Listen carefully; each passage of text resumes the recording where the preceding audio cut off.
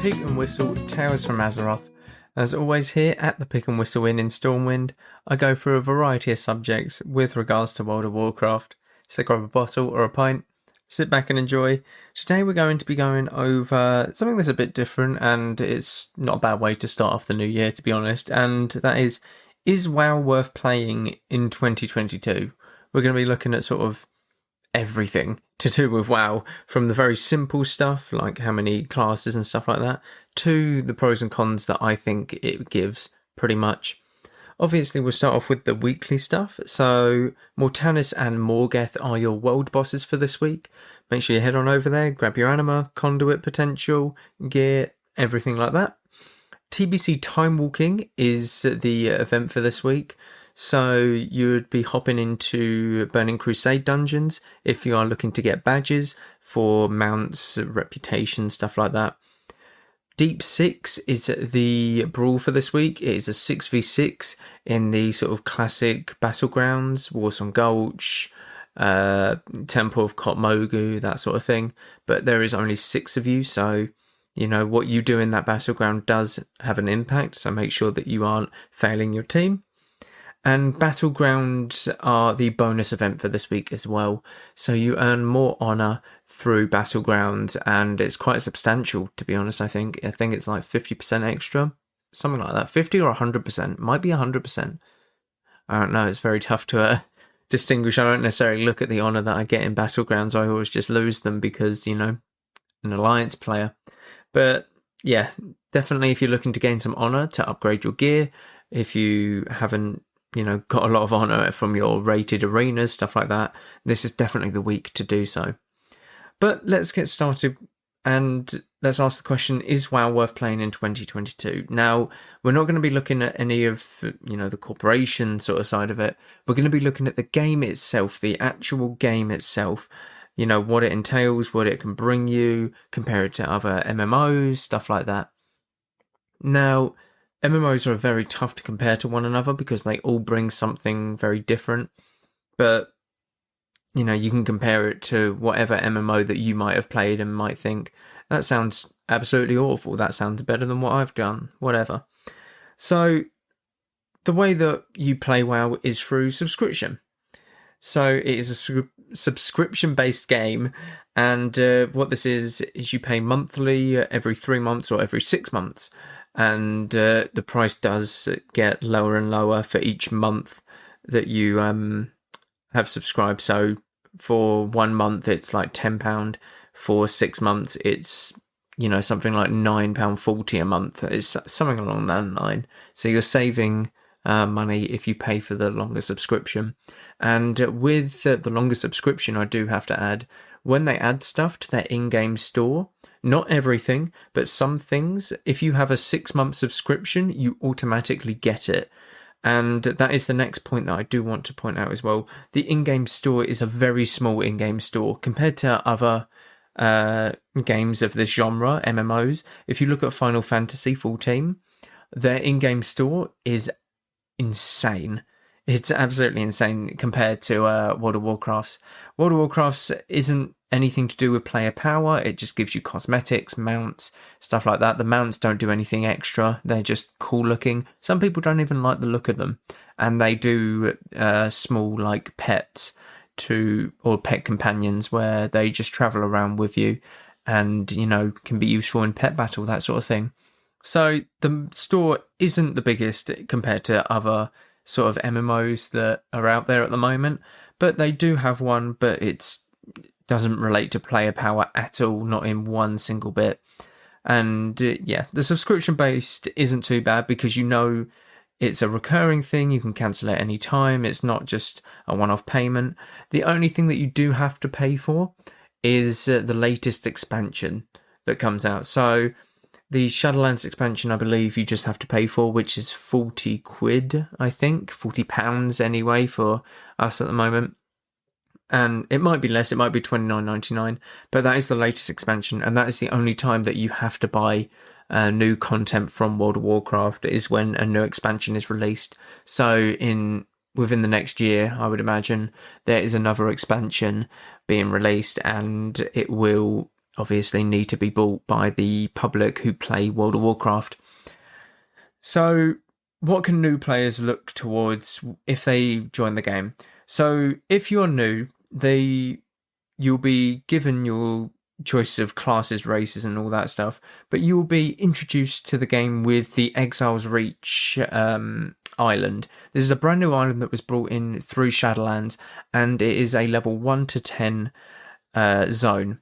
You will never leave this zone at any other level apart from 10.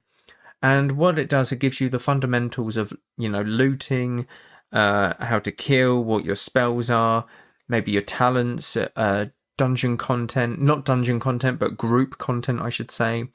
It will give you an idea about the map and how you use it, how you use markers on the map, how you can drag your spells, absolutely everything. It will give you the very basics of the game and the very fundamentals, as well as it will put you in a group or a chat that has experienced players helping out those who are new to the game.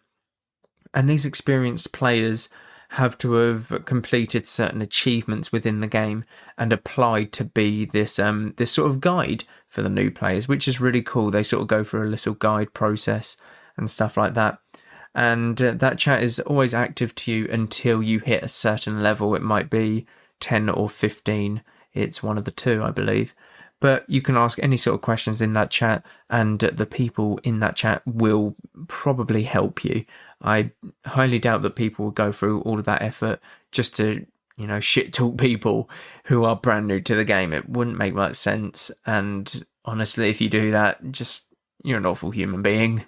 Let's face it, if someone's brand new to the game, you're the first impression that they get of the game. Yeah, no, thank you. We don't want you on the game itself. We want the new player in the game, not the experienced player being a dickhead.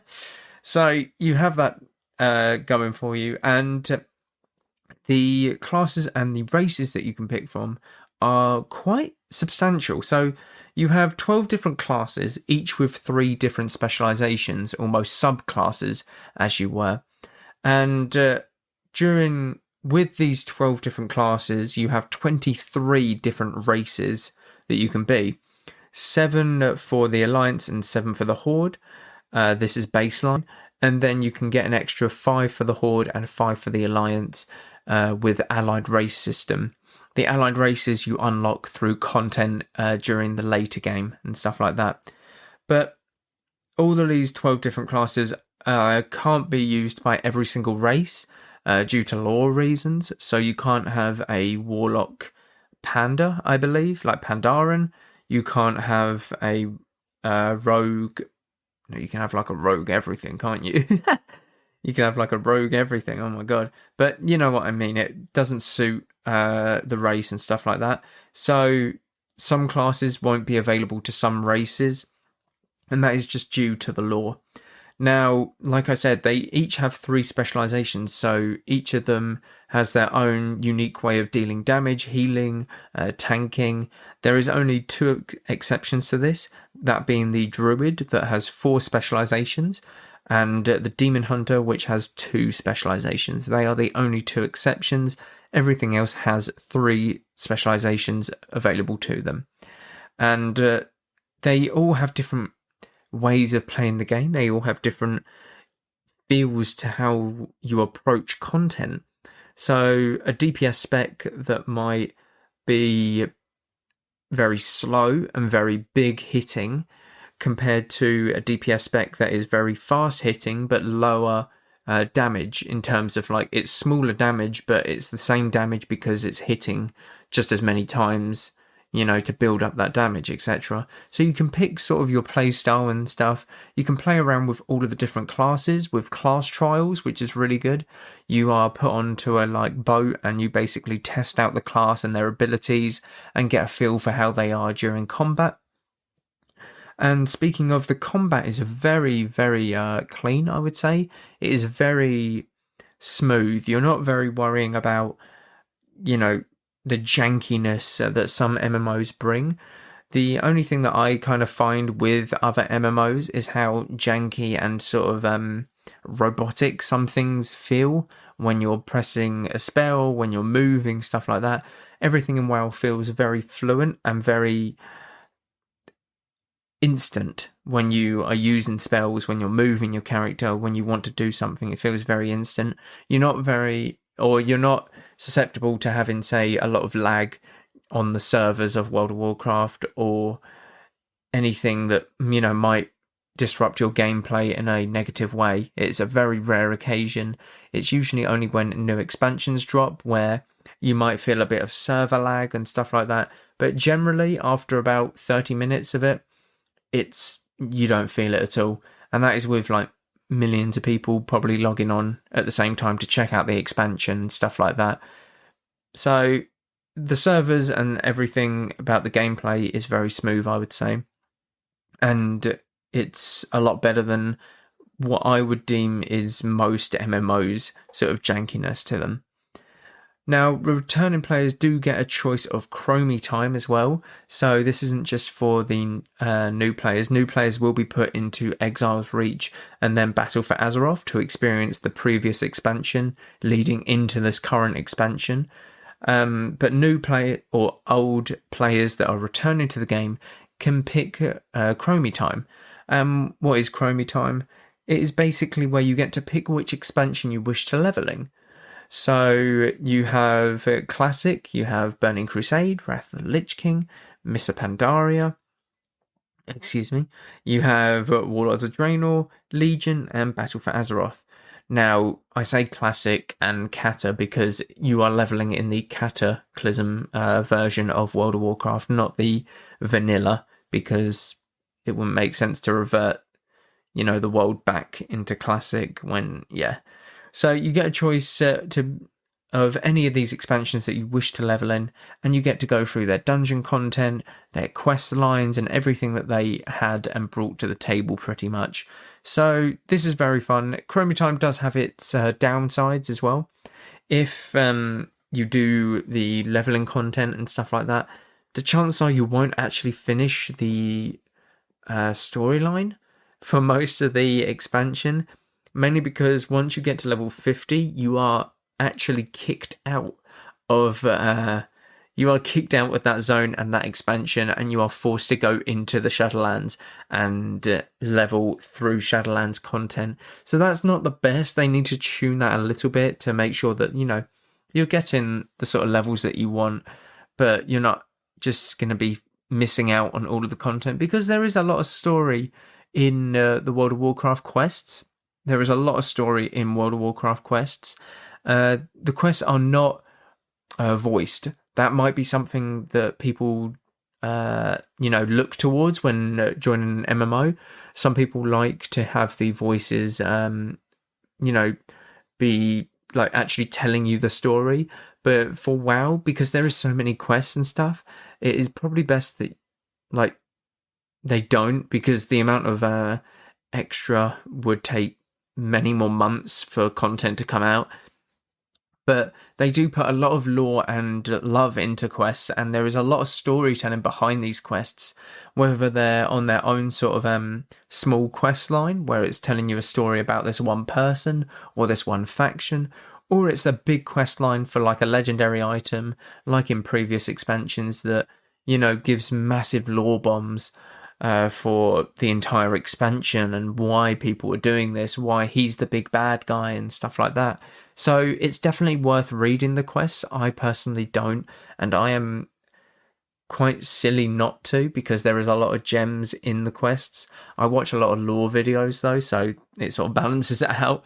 But no, definitely read the quests if you do get the time to, because there is quest lines that are very good, but people just don't realise that they're very good because it's in the text, it's not in the quests themselves. It might be go kill 8 spiders, but why are you killing them spiders? To give the anti-venom to someone who was cursed by a troll or something, it's some stupid stuff like that. But some of them are really, really good, and I would recommend it.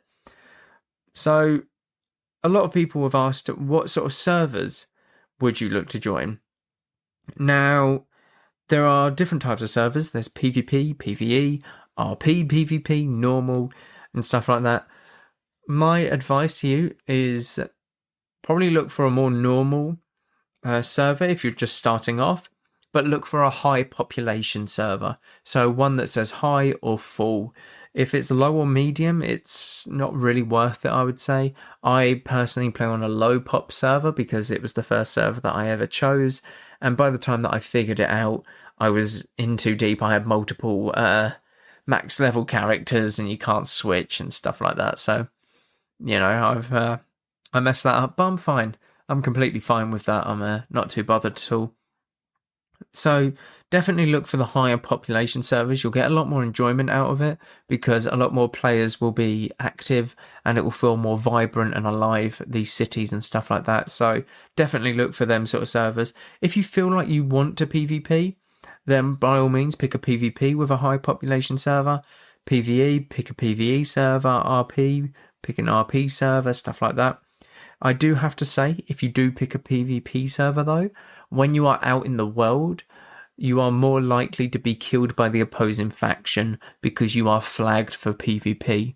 So just keep this in mind if you do pick a PvP server, because you are ultimately agreeing that you are going to be flagged for PvP when out in the open world. And this might ruin your game experience, it might make it better, but it depends how you accept that that you might die to someone who's, max level when you're still level 30. It's one of them things.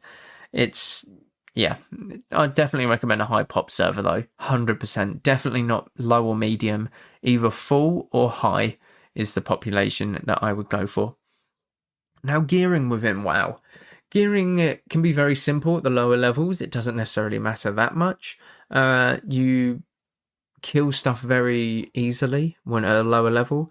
It's when you get towards the higher levels where you start feeling it. And there are multiple ways to get gear and to improve the power of your character. So gearing can be very simple, and there are multiple ways to do it through PvE and PvP. PvE is great because you've got 5-player dungeons as well as 10 to 30-man raids. Now, the 5-player dungeons, why am I saying 5? The 5-player dungeons can be scaled to normal, heroic, mythic, and then mythic plus.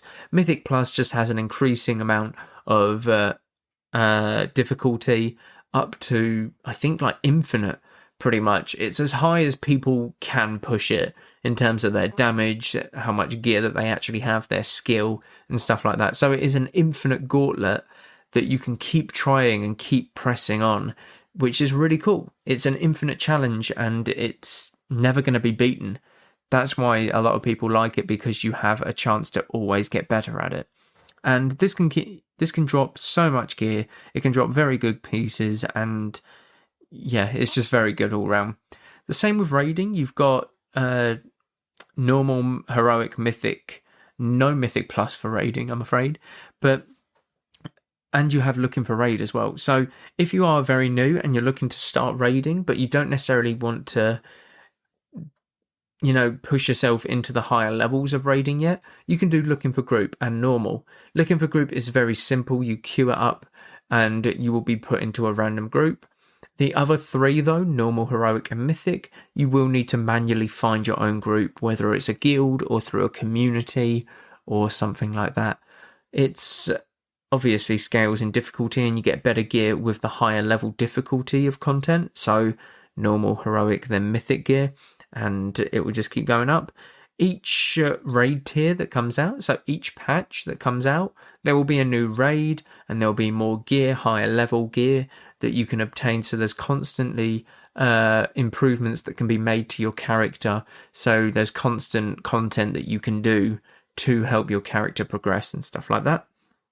For PvP, you have 2 different avenues to go down here. You have arenas and battlegrounds, really. So you have rated sort of arenas and battlegrounds. These give you conquest and honor, a small bit of honor, and the conquest will buy you gear and the honor will upgrade that gear. Alternatively, you can just do unrated battlegrounds if you're looking to just practice. You can do unrated 2v2s and skirmishes if you are, again, just looking to practice and have fun with friends. And you can also buy PvP gear with this as well. It's just not as impactful and as powerful as, say, the arena gear, the rated PvP gear, but you can still upgrade it to a very decent item level after spending a lot of honor on it, I will say that. So there's another feature in WoW that might get a lot of people's attention, and that is the mounts and pets collection. So there's hundreds of these things, hundreds of mounts, thousands of pets, maybe, probably thousands. There's definitely thousands if you combine the two, but hundreds of pets, hundreds of mounts, and they each explain where you can collect them. And this is a collector's dream. If you ever play a game where you want to get 100% completion or something like that, WoW will keep you busy for years. I will guarantee you that World of Warcraft will keep you busy for years if you wish to get loads of mounts and loads of pets, because they constantly add more each and every patch, each and every expansion, and you also have the old world mounts and pets that you can collect. So you can do this for about a year straight. If you're looking at mounts only, you could do farming mounts every day. So every day you go into every raid that you can, every dungeon that you can, try and farm all of these mounts. By the way, I do not think that you could farm every single mount in a day. Or in terms of doing the raids and the dungeons, I think that would burn you out very quickly. So you'd have to do this very structured, I will say that. But the mounts and the pets will keep you going forever, because it's a constant number. I think there's one or two people who have probably all the mounts in the game, but I highly doubt it. I think they'll be very close, but I highly doubt they have every mount in the game. And that goes to show how crazy this is, because these people might have been playing since the very release of the game, nearly 20 years ago now. How insane is that? And yet they wouldn't have all the mounts in the game.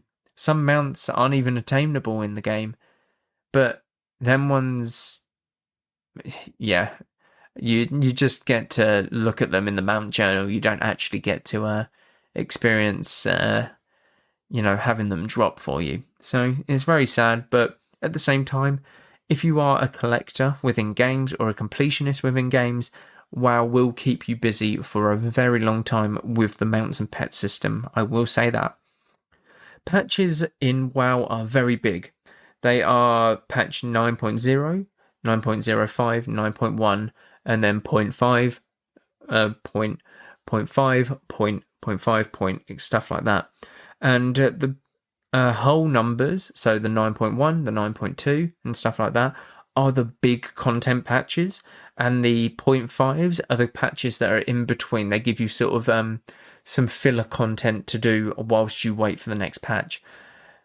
Now, these patches aren't usually too far spread apart. They can differ in terms of how long it takes for a patch to come out. A couple years ago, or more like a few years ago, during the Legion expansion, they rolled out patches every 77 days. That was the patch cycle. They kept that going throughout the entire expansion.